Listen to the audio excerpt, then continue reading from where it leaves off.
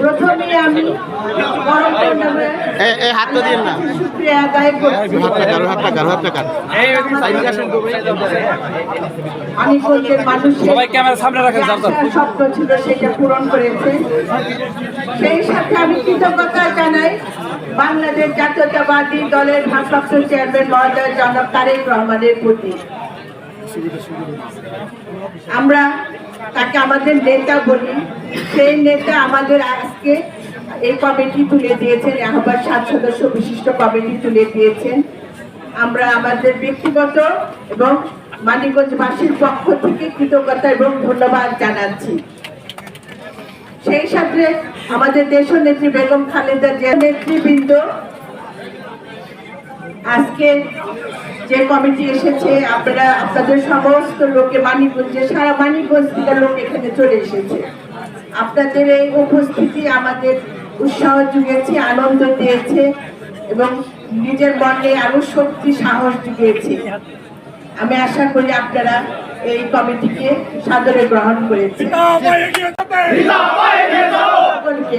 ধন্যবাদ আমার মানিকগঞ্জবাসীকে, যারা এত দীর্ঘ সময় ধরে দূর দূরান্ত থেকে এসে আজকে আমাদের উৎসাহিত করেছেন, আনন্দ পূরণ করতে পারি, এটি আল্লাহর কাছে দোয়া করবেন।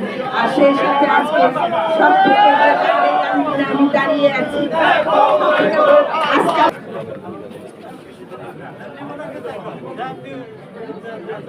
যে স্বপ্ন আমার বাবা দেখেছিলেন, আপনারা দোয়া করবেন আমি যেন আমার বাবার সেই স্বপ্ন পূরণ করতে পারি। কারণ আজকে আমি এখানে যা কিছু এখানে আজকে আমি আহ্বান হয়েছি, যা হয়েছে সবই আমার বাবার অবদান। বাবার অবদানের কারণে আজকে আমি আপনাদের কাছে দাঁড়িয়ে আছি, মানিকগঞ্জের হাল ধরেছি। আপনারা দোয়া করবেন আমার বাবাকে যেন আল্লাহ বেহেশতে নসিব করেন।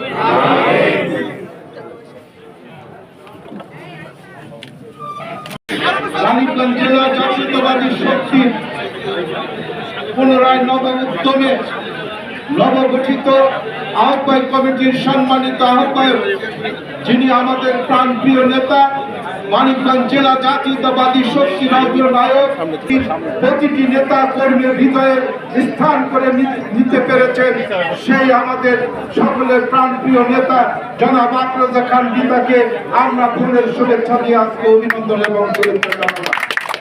আজকের এই সূর্য সৈনিকদের